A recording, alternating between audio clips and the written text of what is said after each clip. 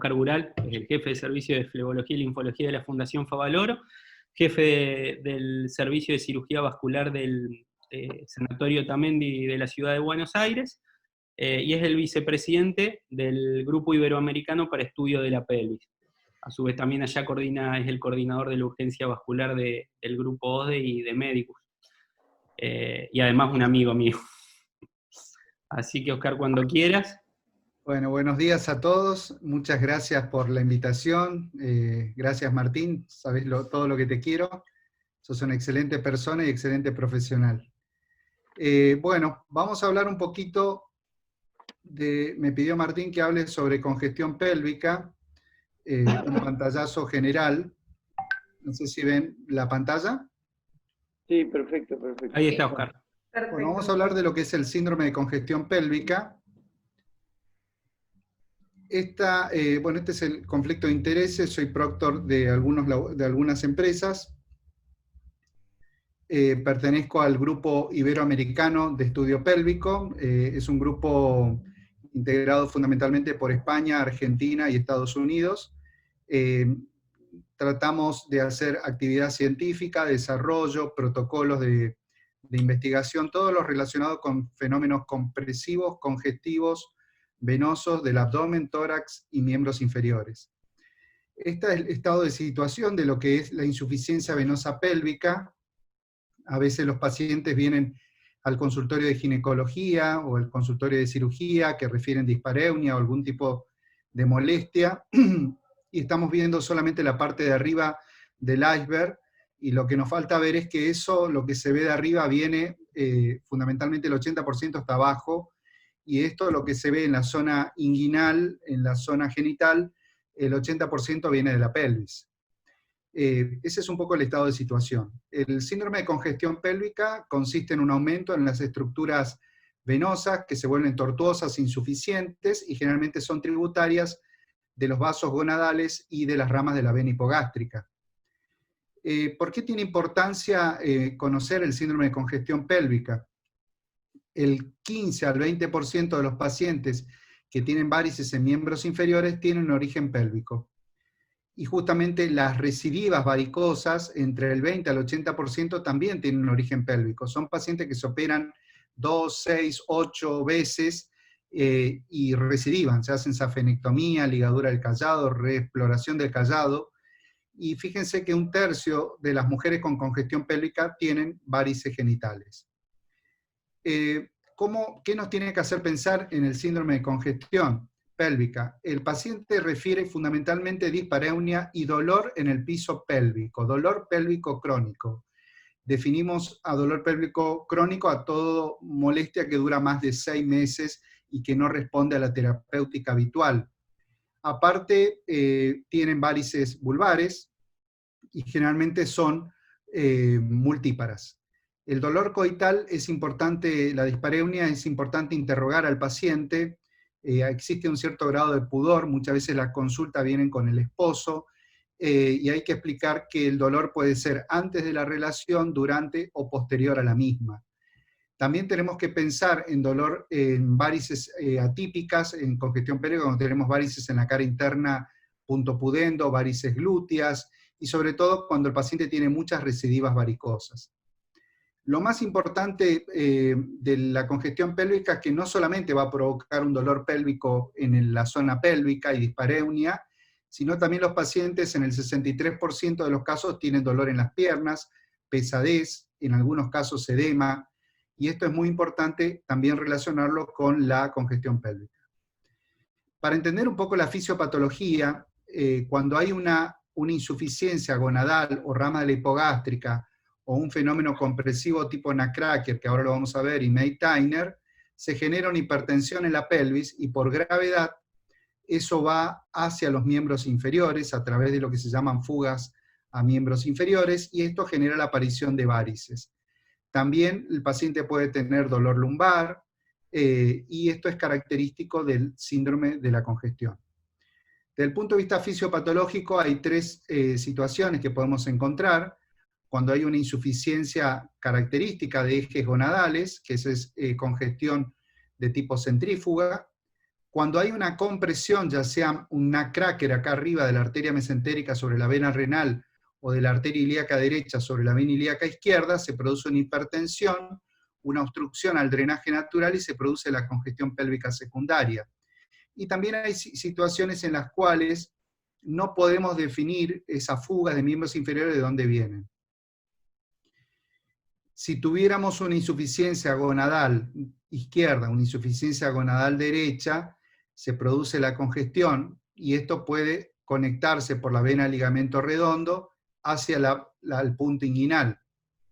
Pero si tenemos también insuficiencia de las ramas de la hipogástrica, podemos tener también las fugas hacia los miembros inferiores. Hemos desarrollado un score de severidad. Esto parece complicado, pero lo más importante es que le preguntamos al paciente si tiene dismenorrea, dispareunia, dolor lumbar, pesadez de bajo vientre, ectasia, y esto lo dividimos en niveles ausente, 1, 2 y 3, grado leve, moderado, severo. Le ponemos números. También si tiene disuria, estreñimiento crónico, varices genitales, varices atípicas y hemorroides. Y ahí aparece un score de severidad que si tiene de 8 a 15 puntos es moderado, y si es severo tiene más de 15 puntos. Y si empezamos a analizar, muchos de nuestros pacientes tienen dispareunia, dolor lumbar, pesadez, ectasia y varices atípicas. Y muchos de nuestros pacientes están entre moderados y severos. El examen semiológico es fundamental, entonces el cirujano vascular, yo recomiendo, o el cirujano general o ginecólogo, debería imprimir esta carátula para mostrarle al paciente que vamos a hacer un examen de lo que es pélvico. No vamos a colocar un espéculo, pero es importante la inspección. Entonces, ¿qué vamos a mirar? El punto inguinal, muchas veces da una imagen como si fuera una hernia, y eso a veces es el varicocele, el punto obturatriz, el punto pudendo, el punto clitoridiano, y en el plano posterior a veces se ven varices en el punto glúteo superior y punto glúteo inferior. Esto es lo que consideramos los puntos de fuga pélvicos. El algoritmo diagnóstico de nuestro grupo, del grupo iberoamericano, incluye que ante un paciente que tenga signos o síntomas de congestión pélvica, que ya hablamos, tenemos que pedir justamente los 3 ecodoppler, que es el transvaginal, un abdominal y el de miembros inferiores. Y ahí hay algunos criterios para determinar el grado de insuficiencia o varicocele. Venas de más de 5 milímetros en más de 5, podemos hablar de una congestión pélvica severa. Si tenemos alguna evidencia de fenómenos compresivos, entonces ahí ya pedimos la angio-TC y la angioresonancia. Siempre hacemos flebografías para poder definir patrones, y ante un reflujo hacemos la embolización, y ante una compresión significativa, el stenting. Siempre hablamos de que es importante una evaluación clínica, pero también una evaluación ecográfica. Nosotros podemos identificar 4 patrones en los pacientes: el patrón normal, el patrón de insuficiencia, el patrón derivativo o colateral y el patrón mixto. En el patrón normal, bueno, en la ecografía abdominal y transvaginal no se ve ningún tipo de fuga. En el de insuficiencia lo característico es que hay un flujo lento en estas venas periuterinas, pero con maniobra de Valsalva se evidencia ese reflujo. A diferencia del patrón derivativo, que vemos un alto flujo. Derivativo me refiero si hay una compresión de la vena renal que deriva por la vena gonadal. Por ejemplo, ahí veríamos sobre la gonadal un alto flujo en reposo y le pedimos que haga Valsalva y desaparece ese alto flujo. Las imágenes ayudan, nosotros nos guiamos muy poco con la tomografía y la resonancia en la congestión pélvica. Acá, por ejemplo, tenemos una reconstrucción perfecta de una insuficiencia gonadal izquierda. Acá hay una duda diagnóstica, por ejemplo, en la reconstrucción, si esta vena gonadal derecha, que normalmente desemboca en la cava, fíjense que acá desemboca en la renal. Entonces hay que ver si es un fallo de la reconstrucción o si es una variante anatómica. Pero generalmente nos valemos de la ecografía, de la semiología y de la flebografía. A veces en la tomografía se ve fácilmente, rodeando al útero y el ovario, toda esa congestión, ese varicocele. Una vez hecho la semiología, la ecografía y en algunos casos la tomografía en fenómenos compresivos, nosotros optamos por hacer una evaluación hemodinámica de este paciente, lo hacemos en una sala de hemodinamia, estos son los elementos que utilizamos, guías hidrofílicas, catéter de diagnóstico, y como protocolo entramos por el brazo derecho siempre, muy pocas veces por yugular y excepcionalmente por la femoral. Nuestros procedimientos duran más o menos 30 minutos diagnósticos y se van a la media hora los pacientes, por lo tanto el abordaje radial, por abordaje de vena basílica, es muy práctico y facilita la rápida recuperación.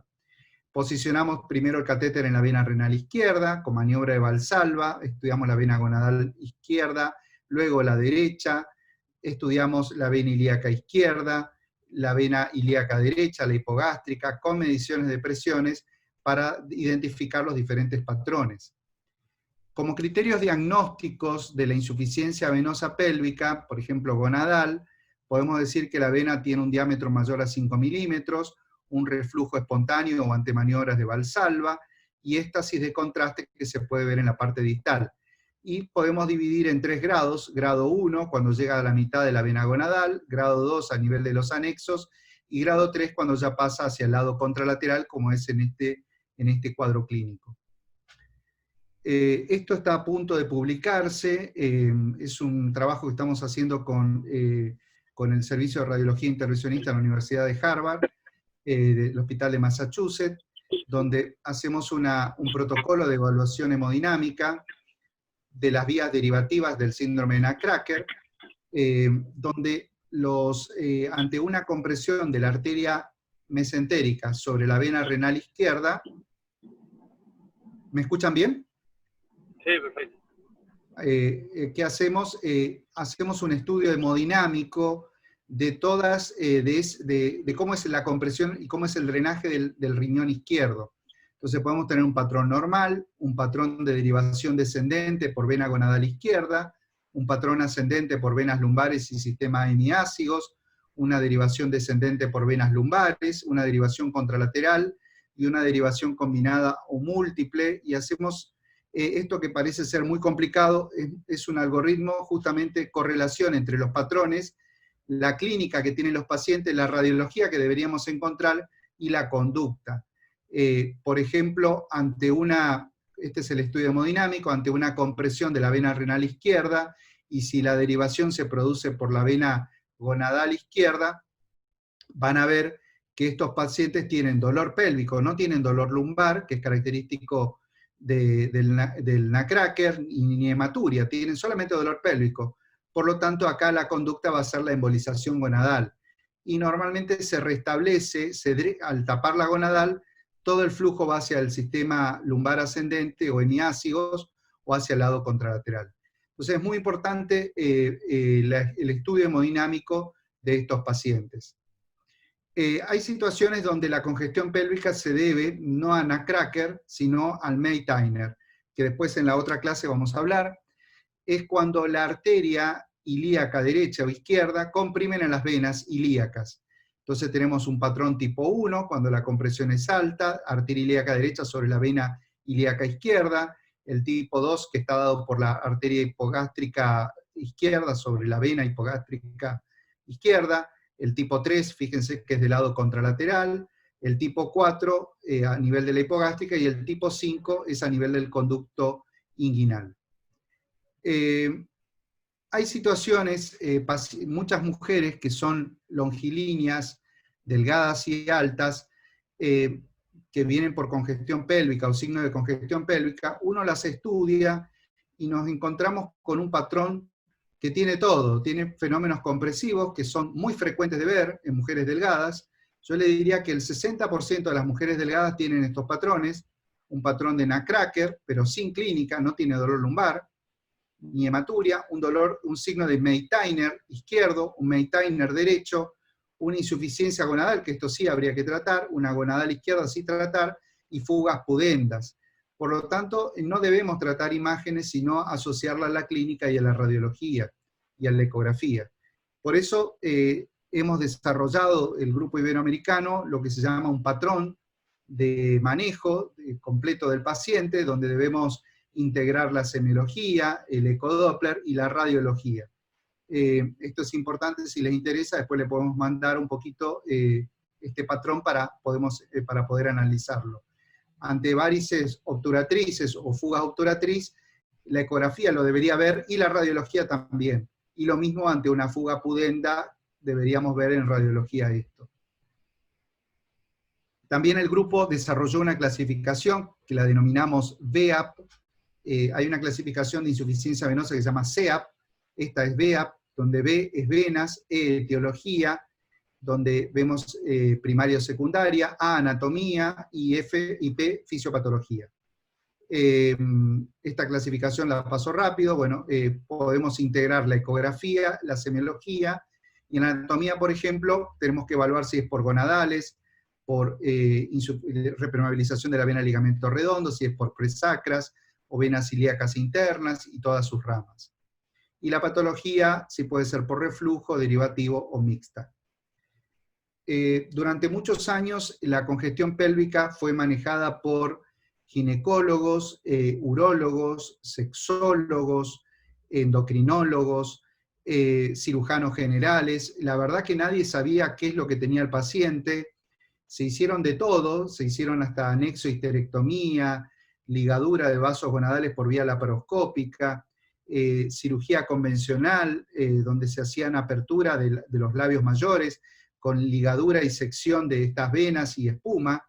Verdaderamente los resultados, todos terminaban en recidiva, por ejemplo, una histerectomía y oforectomía en prolapsos, en complicaciones mayores. Entonces, el grupo iberoamericano de estudio pélvico, que tiene el grupo español que tiene más de 30 años de desarrollo, empezó a intervenir el cuadro en forma endovascular. Y ahí se empezaron a utilizar una cantidad de elementos. Se han utilizado trombina, alcohol etílico, cianocrilatos, partículas, Amplatzer, coils convencionales, Onyx, coágulos, gel foam, una cantidad de elementos para tratar de tapar esos vasos. Hoy en día nos quedamos con esta técnica que la denominamos técnica de sándwich, que consiste en embolizar esos vasos combinando la espuma de un detergente, por ejemplo el etoxiesclerol, o el polidocanol, también llamado polidocanol o AET, con los coils.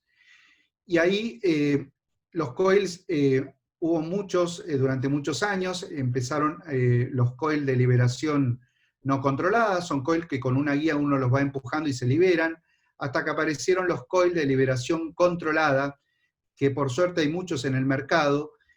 Estos coils permiten posicionar al coils en el lugar que queremos, y una vez que estamos seguros de la ubicación del coils, lo podemos liberar con mecanismos de liberación mecánica, como el caso de Interlock, con una pequeña rotación, también los de liberación térmica, los de liberación automática.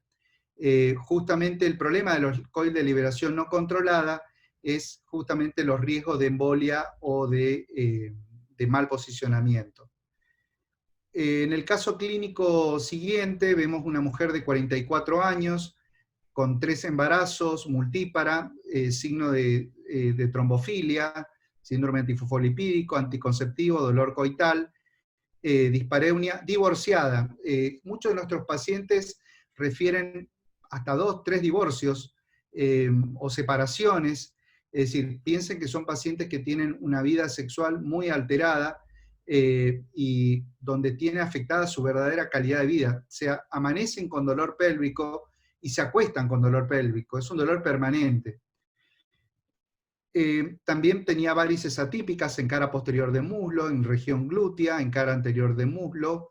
La ecografía mostraba la insuficiencia gonadal y el varicocele, y en la flebografía se ve la insuficiencia gonadal izquierda, muy significativa. Miren la vena gonadal y que va hacia el lado contralateral. La insuficiencia gonadal derecha. Y también estudiamos también la vena hipogástrica izquierda, la hipogástrica derecha, y acá vemos una fuga glútea y una fuga como reingresa por la vena obturatriz. Y lo que optamos a hacer es una embolización gonadal. Fíjense la embolización gonadal con coils de liberación controlada, tanto del lado izquierdo como del lado derecho. Esta fuga del glúteo inferior la hicimos también con una embolización glútea. Fíjense cómo, en este caso, cómo debimos tapar un tronco importante de la vena glútea inferior, y para evitar justamente la embolia, porque esto está muy próxima a la vena hipogástrica, el riesgo de embolia es muy elevado. Entonces, ¿qué hacemos? Un anclaje en la vena pudenda y un anclaje en el tronco de la glútea inferior. Entonces, un doble anclaje, de esa manera nos aseguramos y evitamos la embolia. Este es el caso clínico de una mujer con, ya fíjense, físicamente es una paciente muy delgada, alta, multípara, anticonceptivos, dispareunia y dolor en miembros inferiores. Fíjense estas varices atípicas en zona pudenda, obturatriz, y toda esta disposición atípica de varices, varices también del lado contralateral, y venas glúteas y punto pudendo que se ve en la parte posterior. El ecodoppler muestra signos de nutcracker, que es la compresión de la arteria mesentérica superior sobre la vena renal entre la arteria y la aorta, y la dilatación de la vena gonadal izquierda. Ahí se ve el varicocele, muy significativo. Ahí van a ver cómo se ve con maniobra de Valsalva el reflujo. Y acá necesitamos siempre una persona que maneje muy bien el ecodoppler transvaginal, no es complicado, pero tiene una curva de aprendizaje. La angiotomografía mostraba una compresión de la vena renal, una cracker, y la flebografía mostraba esto, una cracker. Fíjense la compresión, cómo deriva, que es el tipo, este es el tipo 3, cuando la derivación se produce, el tipo combinado, cuando se produce a través, sería tipo 6, a través del sistema lumbar ascendente y del sistema gonadal. El tipo combinado, tipo 3 y 2. La embolización, se hizo una embolización gonadal, entonces el paciente no tenía dolor ni hematuria, solamente dolor pélvico, entonces de esa manera pudimos embolizar la vena gonadal. Y acá vemos la fuga hipogástrica derecha, que también fue resuelta. Fíjense, es la glútea inferior, cómo se tapó. Siempre combinamos la espuma primero, el coils y luego la espuma. La gonadal derecha, que también fue ocluida. Y ahí vemos la vena hipogástrica izquierda. Y el control post-embolización. Es importante, se embolizaron ambas gonadales y la fuga hipogástrica derecha, glútea inferior. También se hace una flebografía, siempre a nivel distal. Fíjense, post-embolización, cómo ya desaparece la fuga. Y después se trató en forma complementaria la parte externa. Otra paciente con un punto perineal, fíjense el punto, estas varices atípicas. Ahí se ve por ecografía el punto perineal. Esto se ve en la ecografía transvaginal, cuando se va retirando el transductor transvaginal, casi en el meato vaginal, del introito vaginal, es posible identificar las venas pudendas. Y también esas varices atípicas glúteas y en cara posterior del muslo. La ecografía mostraba signos de nutcracker, después si quieren alguna clase de nutcracker le podemos dar, donde hay criterios, el criterio del signo del pico. Fíjense, acá está la aorta, la mesentérica superior, cómo se comprime la vena renal, este es el diámetro normal, y acá el diámetro disminuido. Se mide los ratios de diámetro, que deben ser mayor de 5, es criterio de severidad, y los ratios de velocidad mayor de 5, que también es criterio de compresión. El ángulo aortomesentérico, que debe ser mayor de 30, en este caso era de 20, y se vio la insuficiencia gonadal bilateral. El ecodoppler mostró la insuficiencia del varicocele. Ahí la tomografía confirmó en la cracker la insuficiencia gonadal. Y acá vemos también Meitner, el Meitner tipo 1, donde hay una compresión, y el Meitner tipo 2, tipo 3, perdón, cuando se comprime a este nivel. Justamente acá se optó, como el paciente no tenía dolor lumbar y hematuria, solamente congestión pélvica, realizamos la embolización de gonadales, la embolización de la glútea superior derecha, Esto es un reparo, es muy importante. La vena glútea superior es una vena muy corta. El secreto de esto es posicionar el catéter y la guía lo más interno posible, compactar el coils en varias ramas y tirar mucho FOAM. De esa manera evitamos la embolia. Las posibilidades de embolización acá son muy elevadas. Fíjense el tronco en contacto casi ya con ilíaca, y de ahí va la cava y la cava al pulmón. Entonces es muy importante esto, el impacto del coils. La embolización gonadal derecha, y lo mismo pasa en la glútea superior izquierda. Fíjense que está bien metido, ya está a nivel del músculo glúteo, donde justamente lo impactamos bien para evitar la embolia.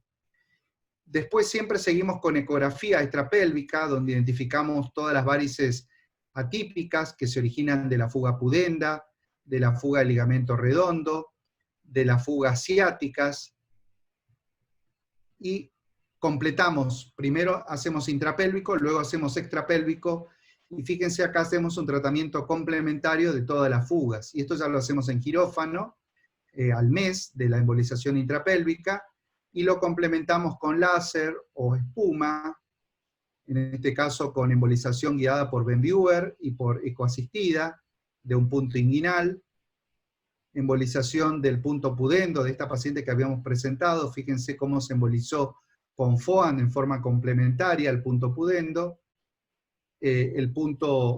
justamente el punto el punto inguinal, cómo se embolizó. Hay que tener mucho cuidado con el punto inguinal porque estamos trabajando sobre la vena ilíaca, que no hay problema si inyectamos un poco de espuma en la vena ilíaca, no pasaría mayor teniendo en cuenta del flujo que tiene la vena ilíaca, lo lava perfectamente. El problema es si inyectamos en la arteria ilíaca. Si inyectamos espuma polidocanol al 2% en una arteria ilíaca, terminamos en una isquemia severa y posibilidad de gangrena, que es una isquemia química muy difícil de manejar. Hemos hablado del tratamiento intra y extrapélvico, y sí, justamente la casuística mundial habla de resultados excelentes. En nuestra casuística nosotros tenemos del grupo iberoamericano, que tiene más de 30 años de trabajo, estamos hablando de una tasa de resolución de problemas de conflicto de más del 92%, y una tasa de recidiva muy baja, del 1 al 5%. Y la principal riesgo de embolización, o la principal causa de recidiva, es cuando la paciente se vuelve a embarazar, o si usamos coil inadecuados o no tapamos todas las fugas. Pero hoy en día, con estos coils de liberación controlada y con la técnica del sándwich, hemos disminuido en forma significativa las recidivas. Es importante una correcta evaluación, y como enseñanza de este cuadro, es que debemos tener un trabajo multidisciplinario. El cirujano vascular debe estar asociado a un cirujano general, a un ginecólogo, a un especialista en imágenes, por lo tanto, a un especialista en tomografía, resonancia. Hay protocolos de estudio, tanto ecográficos como tomográficos o por resonancia, donde es muy importante utilizar el protocolo adecuado para llegar al diagnóstico. El interrogatorio es fundamental. Hoy en día la embolización con técnica de sándwich ha demostrado excelentes resultados, y siempre asociar lo intra con lo extrapélvico para tener mayores resultados y evitar la recidiva. Y sobre todo es importante estas clases con información a los colegas y a especialidades involucradas y a la comunidad. Muchísimas gracias. Vamos a hablar de síndromes compresivos, venosos y postrombóticos.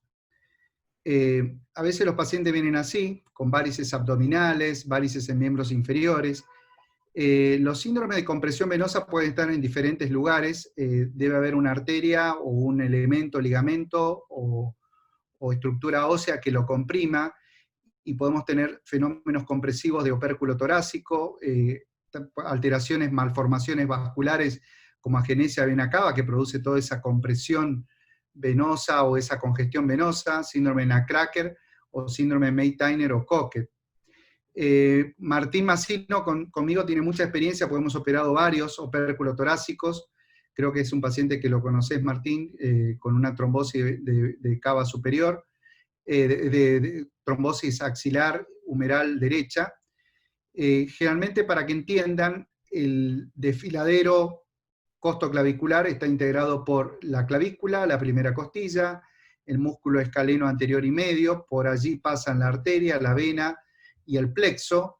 Justamente cuando hay una disminución del calibre, una costilla supernumeraria o hipertrofia del escaleno anterior y medio, aparecen fenómenos compresivos tanto en los nervios, en el plexo, en la arteria o en la vena.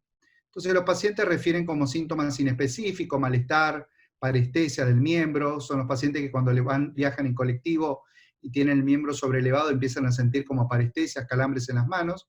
Y el síntoma específico es cuando ya debutan con un edema del miembro, que sospecha una TBP, cambio de coloración, circulación colateral o isquemia arterial. La radiología juega un papel importante. Acá vemos, por ejemplo, una costilla supernumeraria, bilateral, apófisis transversa prominente, la angiotomografía lo mismo, que nos puede identificar las obstrucciones, y acá vemos justamente con maniobras esta obstrucción total de la vena subclavia. El tratamiento consiste en lo que se llama cirugía descompresiva. ¿Qué hacemos? Resecamos la primera costilla, resecamos el escaleno anterior y medio, liberamos de esa manera la arteria, el plexo y la vena, y esto queda el espacio totalmente ampliado, evitando justamente este fenómeno compresivo. Pero hay situaciones, por ejemplo, en este caso, que es secundaria a una compresión extrínseca por un cáncer de mama y recidiva, donde tenemos esta obstrucción total de la vena subclavia, y lo que hacemos en estos casos es la angioplastía y el stenting venoso. Ahí se ve la restitución del eje totalmente. No tenía hipertrofia del escaleno ni disminución del espacio, pero sí una compresión extrínseca. Otro síndrome interesante de ver es el síndrome de May-Tyner, o síndrome de Cocket, o síndrome de la compresión de la vena ilíaca. Todos conocemos, o por lo menos escuchamos alguna vez, de la compresión de la arteria ilíaca derecha sobre la vena ilíaca izquierda, pero los sitios de compresión pueden ser en diferentes lugares. Esa compresión crónica, que se da ya desde el nacimiento, va generando en la vena ilíaca tabiques, hipertrofia, hiperplasia de la pared, engrosamiento de la pared, y los tabiques pueden ser laterales, pueden ser anterosuperiores, y obliteración, y hacen como un verdadero filtro de vena cava, donde es raro que haya una embolia de pulmón en estos pacientes, pero sí favorece a las complicaciones. Hoy en día podemos dividir a las compresiones ilíacas en trombóticas y no trombóticas. Las más frecuentes son las compresiones no trombóticas, en el 53% de los casos. Se ha visto que entre el 30 al 63% de la población tiene fenómenos compresivos, que son totalmente frecuentes de ver, tanto en ecografía, tomografías y en disecciones anatómicas. Pero hay situaciones en las cuales esa compresión que se mantiene insospechada o sin signos ni síntomas puede manifestarse. Y ahí puede ser cuando aparece una cirugía reciente, ante la presencia de cáncer, ante la inmovilización, un trauma, embarazos, estado de hipercoagulabilidad, anticonceptivos, terapia de reemplazo hormonal, y eso puede favorecer a que se genere la trombosis y la oclusión de esa vena. Entonces, esas obstrucciones pueden deberse en diferentes lugares, que ya lo hemos visto, la tipo 1, tipo 2, tipo 3 y tipo 4, la hemos encontrado a todas, y los pacientes fundamentalmente la consulta más frecuente es el edema. Son pacientes que vienen con edema de miembro inferior izquierdo o derecho, o de los dos, dolor en las piernas, a veces ulceraciones, úlcera de difícil tratamiento, muy pocos casos de embolia de pulmón, o a veces debutan con flegmasia, cerúlea dolen o alba-dolen, isquemia crítica, o la presencia de varices atípicas, por ejemplo, como en este caso clínico, o congestión pélvica. Ecográficamente, imagínense ante una compresión de la arteria sobre la vena, el retorno venoso de la vena ilíaca quiere hacerse y no lo puede hacer. Entonces, ¿qué hay? Una inversión de flujo y derivación hacia la vena iliolumbar. Entonces acá hay una vena que se llama iliolumbar, que se va desarrollando como vía derivativa, y también hay una inversión de flujo hacia la vena hipogástrica. La vena hipogástrica, en lugar de ir hacia la ilíaca primitiva y hacia la cava, va hacia el lado contralateral. Esos son signos ecográficos, y también vemos ratios de diámetro mayor de 5 y ratio de velocidad mayor de 2,5. El ratio, comparando el diámetro distal con el diámetro del sitio de compresión, es posible identificar, colocando el Doppler, las velocidades y disminución de calibre. La tomografía y el IBUS hoy en día nos permite, en cierta medida, poder identificar estos patrones de compresión, pero muchas veces se ha visto una mayor incidencia de Meitner, y debemos tener en estudio diagnóstico, debemos tener en cuenta que estos son fenómenos frecuentes de ver y no necesariamente ser patológicos. A veces tenemos estas imágenes radiológicas de compresión, fíjense la mueca que genera la arteria ilíaca derecha sobre la vena ilíaca izquierda, y a veces vemos ya situaciones de trombosis. A largo plazo esa compresión sostenida puede generar estenosis, como la estenosis Rokitansky, obstrucciones totales, obstrucciones parciales, y a veces estas imágenes que no son obstructivas, que son pretrombóticas, como el síndrome de Meitner.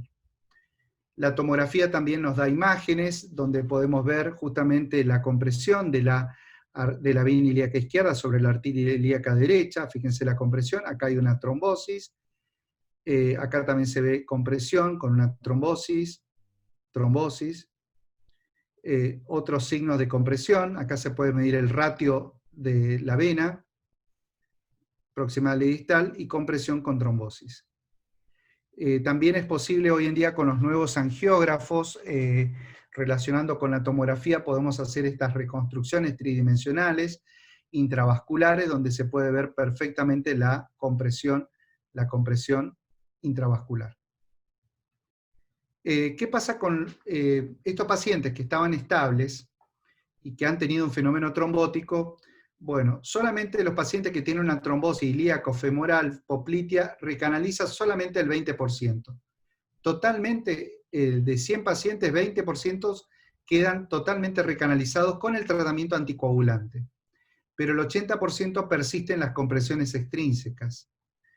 Y esas compresiones extrínsecas producen lo que se llama la trombosis, el síndrome postrombótico, donde el paciente tiene agrandamiento del miembro, circulación colateral, y eso hace de que muchas veces deban ser tratadas. Lo ideal es tratar en agudo, pero a veces ya recibimos pacientes con postrombóticos o con Meitner avanzado. Entonces, ¿cuáles son las situaciones en las cuales deberíamos tratar? Cuando la compresión tiene un gradiente mayor de 5 milímetros de mercurio, cuando hay coagulopatía asociada, cuando hay recidivas varicosas, antecedentes o presencia de trombosis, es una trombosis aguda, o estenosis mayor o igual al 50%. ¿El Meitner en sí contribuye a la trombosis? Sí. Se ha visto que el 24% de los pacientes asintomáticos tienen una obstrucción de la vena ilíaca común. Las 2/3 partes de las trombosis del miembro inferior izquierdo tenían una obstrucción, el 70% de obstrucción del eje ilíaco izquierdo. Por lo tanto, ante una trombosis femoral poplitea, siempre tenemos que estudiar la vena ilíaca, hacer una ecografía ilíaca o una tomografía, porque debemos sospechar en trombosis ilíacas. Esta trombosis de nivel ilíaco femoral popliteo lleva a esto, a situaciones de postrombóticos, cambios tróficos, úlceras, que son muy difíciles de manejar. Por lo tanto, debemos evitar esta situación que es el síndrome postrombótico. Este es un caso de un paciente que hace 5 años tuvo una trombosis ilíaca femoral, y fíjense cómo tiene este desarrollo del miembro inferior izquierdo, del muslo, y la circulación colateral, y la obstrucción de la vena ilíaca y parte de la femoral. Esta es la evolución natural de un paciente que ha tenido una trombosis ilíaca femoral poplitea y que recibió solamente anticoagulación. Entonces, bueno, son algunos pacientes que a los 2 años, a los 4 años, se empieza a cambiar el color, 6 años úlcera, 9 años úlcera, cambios tróficos, y 12 años ya empieza a hipertrofiarse la masa muscular como mecanismo compensador por ese éstasis venoso. Eso es lo que tenemos que evitar. Cuando hablamos de trombosis aguda de miembro inferior de venas ilíacas femorales, debemos diferenciar de las trombosis aisladas, por ejemplo, femoral o poplitea, donde generalmente hasta gemelar, que puede pasar asintomáticas. Estas trombosis aisladas de un solo segmento tienen alto índice de recanalización. El problema es cuando las trombosis comprometen varios niveles, ya sea cabo, ilíaco, femoral, popliteo, infrapatelar, donde ahí ya los síntomas son más significativos, hay impotencia funcional, mayor riesgo de embolia, mayor riesgo de muertes súbitas y bajo índice de recanalización.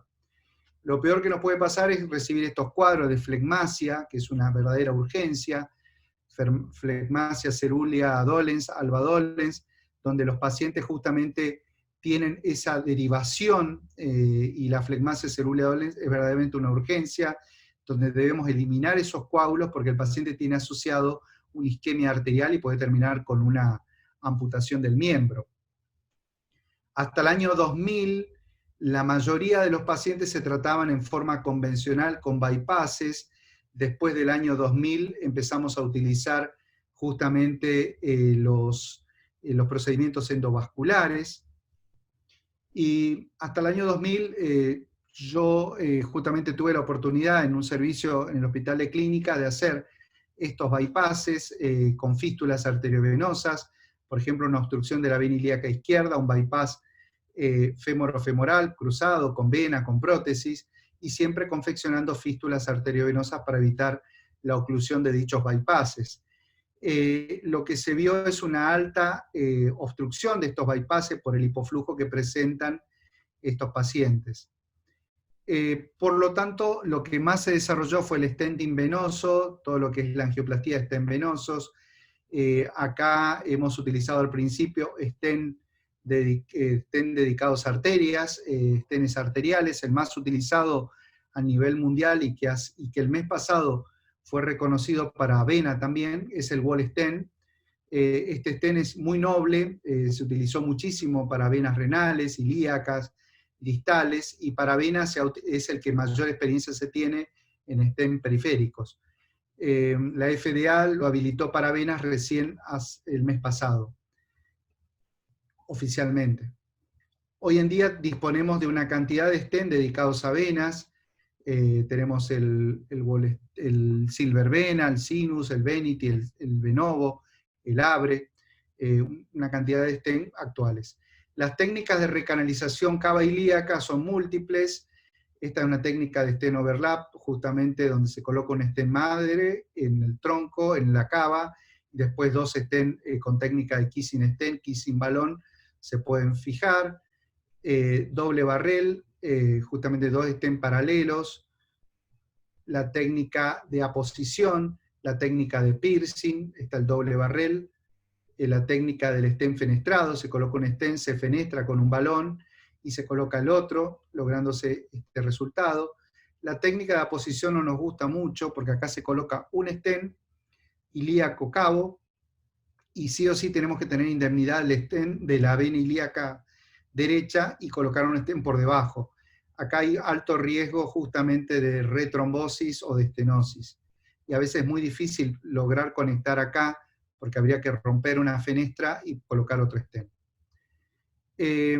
Ante un paciente que tiene un Meitner o tuvo Meitner o tiene un episodio de trombosis aguda y compromete varios niveles, ya sea ilíaco, cabo o femoral popliteo, que tenga menos de 14 días de evolución, que tenga bajo riesgo de sangrado, una buena capacidad funcional y aceptable esperanza de vida de más de un año, el tratamiento de elección es la trombolisis farmacomecánica, tromboaspiración y stenting. Existen varios dispositivos en el mercado para hacer trombolisis y tromboaspiración, el Ecosonic, el Angiojet, que es trombolisis farmacomecánica, y el sistema Índigo Penumbra, que también es un sistema de aspiración. Este es un caso de una paciente de 32 años que durante una complicación de una cesárea tuvo una rafia vesical, tuvo que hacer reposo, un sondaje prolongado. Reposo sin profilaxis de TBP, evoluciona con una trombosis de la vena ilíaca, de la vena femoral, y apareció con una flegmasia cerulea dolens. Justamente ahí se ve, justamente en la flebografía, la trombosis de la vena femoral en forma irregular, y a nivel proximal se ve justamente la pérdida de sustancia con la oclusión total de la ilíaca y la femoral, y la circulación colateral. Fíjense a nivel abdominal cómo estaba totalmente ocluida y cómo derivaba por la vena iliolumbar como mecanismo de drenaje. Se hizo una trombolisis farmacomecánica con sistema angiojet. Lo interesante es que primero se coloca el catéter, se libera RTPA en dosis de 15 miligramos intratrombo, se esperan 30 minutos y después se hace la tromboaspiración con sistema de Power Pulse, donde es posible justamente lograr la restitución. Hemos utilizado otros dispositivos de tromboaspiración, pero este dispositivo para nosotros es excelente porque no solamente combina la tromboaspiración, sino la trombolisis farmacomecánica. Ahí vimos la restitución del eje, cómo se logró restituir totalmente el eje, que estaba totalmente ocluido, y el control ecográfico donde se ve el stent permeable. Y esto es un poco la reconstrucción, lo que estaba previo y lo que lo hemos después de la trombolisis, y cómo lo hemos reconstituido con los stents. Previo, al tercer día ya hemos visto el cambio, al séptimo día y normal a los 30 días, cómo redujo totalmente el diámetro del miembro y la función. Esta es una chica, esposa de un cirujano cardiovascular, que me vino así. Uno presume que es una hernia inguinal, pero no, era la repermeabilización de la vena ligamento redondo. Vengan, fíjense el palma, que conecta el lado izquierdo con el lado derecho, y justamente en la ecografía, en la tomografía, en la radiología, se ve la oclusión total de la vena ilíaca izquierda, y fíjense acá en la repermeabilización de la vena ligamento redondo, el bypass, y la oclusión del eje ilíaco izquierdo. Aparte tenía una congestión pélvica, lo que hicimos es una embolización de la vena gonadal, tratamos la vena ligamento redondo, que era esa tumoración inguinal, y lo que hicimos es angioplastía stent, y fíjense ahí se ve cómo se va rompiendo con la guía la obstrucción, y logramos entrar en cavidad. Esto que parece ser fácil, a veces puede durar 1 hora, 3 horas, 4 horas, para lograr llegar desde la femoral hasta la cava. Y fíjense cómo se logró con los stents y los balones restituir totalmente el eje. Este es el caso de un paciente con diagnóstico de agenesia de vena cava inferior, donde debutó, desde que era muy chico, tiene 26 años, fíjense, desde chico siempre tuvo varices, claudicación venosa, no podía practicar deportes, hasta un problema psicológico porque no podía usar short, donde siempre tuvo varices, varicocele, recibió tratamientos tuvo un episodio agudo de trombosis de miembros inferiores, y nos viene con una tomografía donde no se ve la cava. Fíjense, a este nivel no se ve la cava inferior, se ven las venas renales, todo drenan por venas lumbares. En la tomografía se ve toda la circulación colateral, y fíjense, pasando catéteres, veíamos la circulación abdominal y el drenaje renal que se produce por este sistema que se llama ácigos, y la hemiácigos. Entonces, todo el drenaje se producía por ácido y hemiácigos. Diagnóstico presuntivo de agenesia, hipoplasia.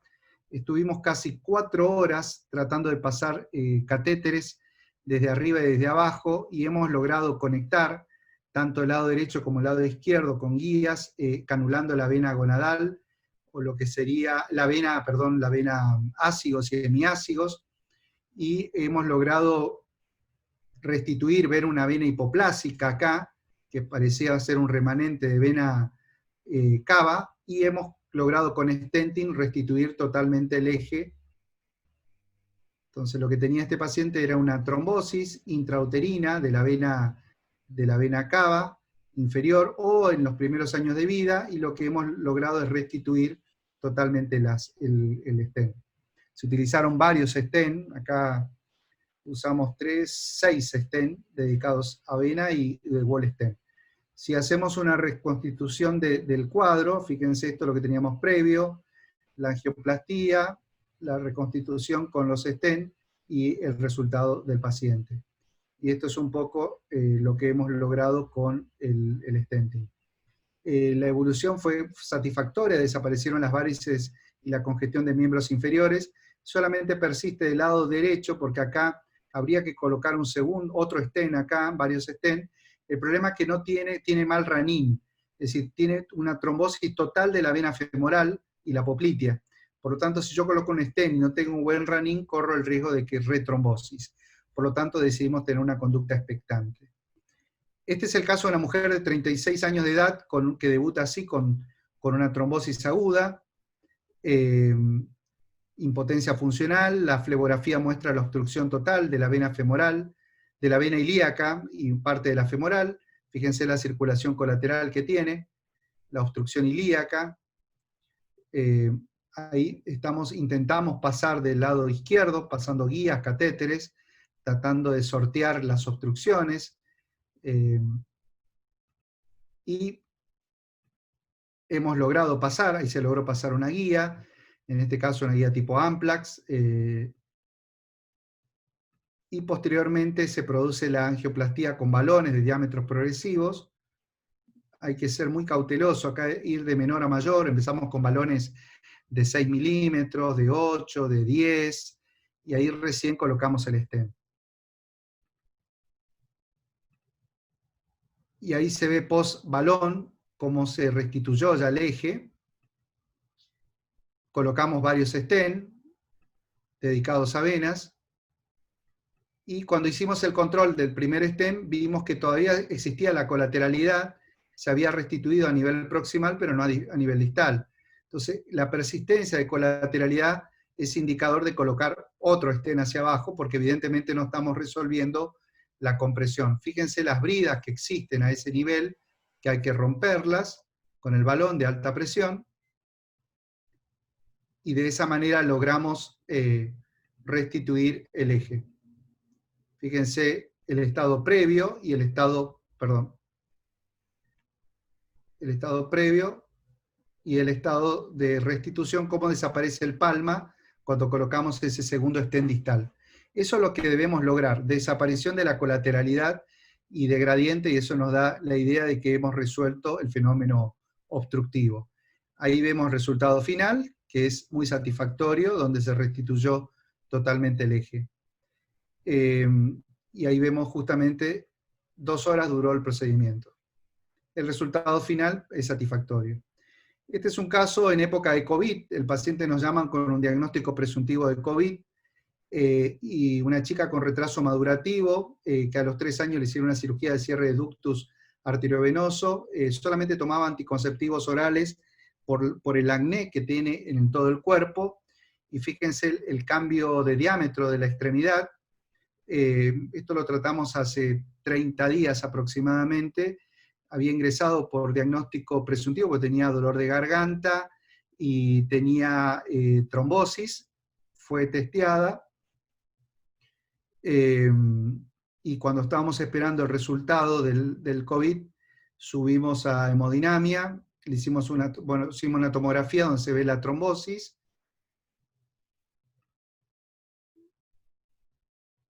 y que llegaba hasta la cava, ahí se ve la cava con material, y decidimos hacer un sistema de trombolisis, tromboaspiración y stenting.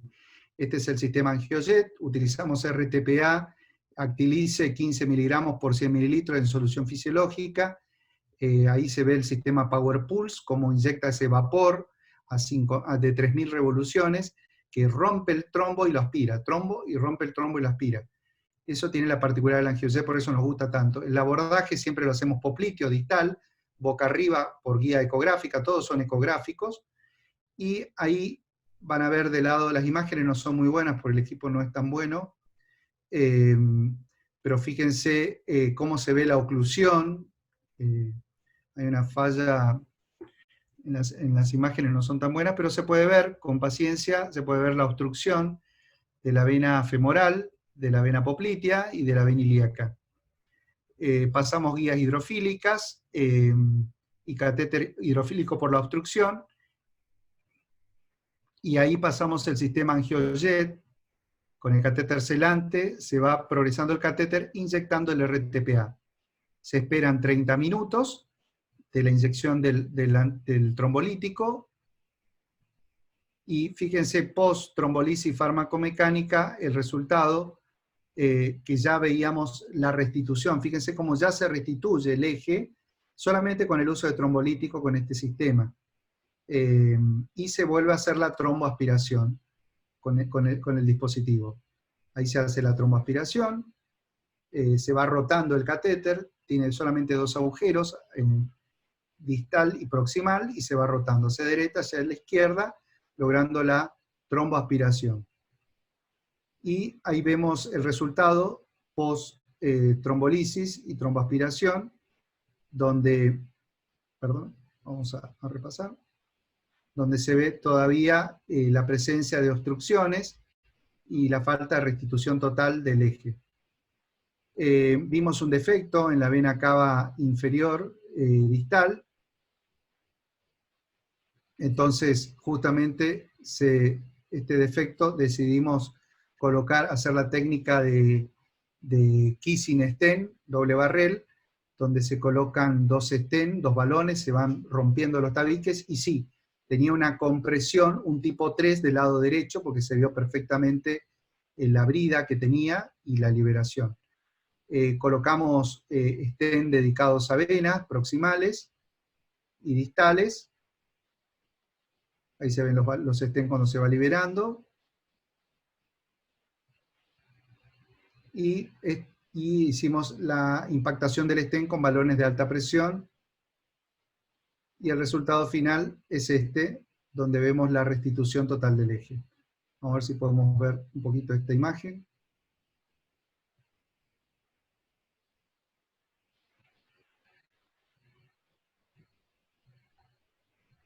Van a ver, siempre hacemos el disparo desde la poplitea, lo más distal posible, y ahí se ve cómo se restituyó totalmente el eje popliteo, femoral, con algunas irregularidades que no hay que preocuparse, porque eso después con la anticoagulación se resuelve. No se pone stent en femorales por debajo, sí hasta la vena femoral superficial proximal, y ahí se ve la restitución total del eje.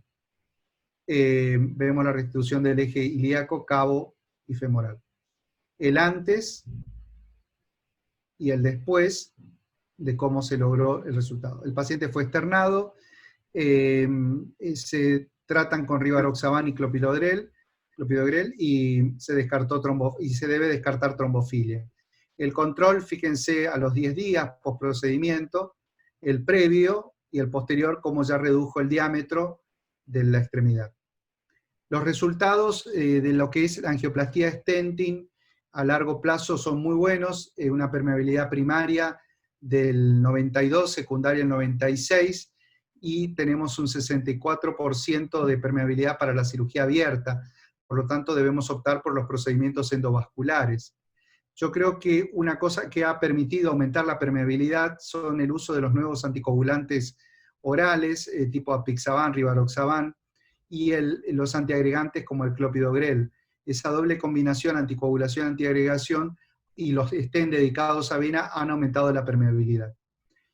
Los stent también se pueden tapar, por ejemplo este stent que en una vista antero-posterior uno lo ve bien posicionado y permeable, en una vista posterior vemos una compresión del stent. Este es un stent que no es dedicado a vena, fíjense que es un stent no dedicado, pero sí, por eso debemos usar stent dedicados a venas, inclusive hasta el ball stent, que es un stent con mucha fuerza radial, por eso esto se puede evitar con los nuevos stent. También podemos tener oclusiones distales de stent y permeabilidad del stent proximal. Por ejemplo, si tenemos mal ranín y mucha obstrucción distal, a veces se tapa el stent de la ilíaca, pero se mantiene permeable de la ilíaca primitiva. ¿Y cómo lo mantiene permeable? Por la vena hipogástrica. Entonces acá fíjense, se tapó el stent distal, pero se mantiene permeable el stent, la parte proximal del stent distal y el stent proximal. Y a veces pasan fallas en la liberación del stent, donde tenemos en este caso una intususcepción del stent, donde lo vamos liberando, el stent se va liberando en el mismo lugar, entonces eso se puede resolver utilizando un balón. Los protocolos, los pacientes generalmente se van de alta de las 18 a las 24 horas del procedimiento, en sala de internación, todos van con analgésicos derivados de opioides. Rivaroxaban 15 miligramos cada 12 horas durante una semana, y luego 20 miligramos por día. Clopidogrel también, Rivaroxaban y Clopi, 75, no hacemos carga de Clopi. En los síndromes postrombóticos, el protocolo dura 6 meses de anticoagulación y 3 de antiagregación. En las lesiones no trombóticas solamente son 3 meses de anticoagulación y 1 mes de antiagregación. Y repetimos la ecografía y la venotomografía a los 3 meses. Como conclusión, podemos decir que debemos descartar ante una trombosis femoral o de miembro superior, axilar, humeral, siempre pensar a nivel proximal. Debemos buscar la subclavia, debemos buscar las ilíacas, para eso nos valemos de la ecografía, de la tomografía, de la resonancia, y es muy importante los protocolos de tiempos venosos, la importancia del tratamiento temprano de las trombosis, la regla de oro, los primeros 14 días es lo ideal de resolverlo. La trombolisis, tromboaspiración y la trombolisis farmacomecánica ha demostrado excelentes resultados. El stenting venoso con los stents dedicados a vena ha aumentado la permeabilidad y resolver esta patología compresiva. Y la importancia de un manejo multidisciplinario. Debemos asociarnos con los diagnósticos de imágenes, con los especialistas de ecografía, de tomografías, con los hematólogos. Es muy importante el trabajo en equipo. Multidisciplinario. Bueno, muchísimas gracias.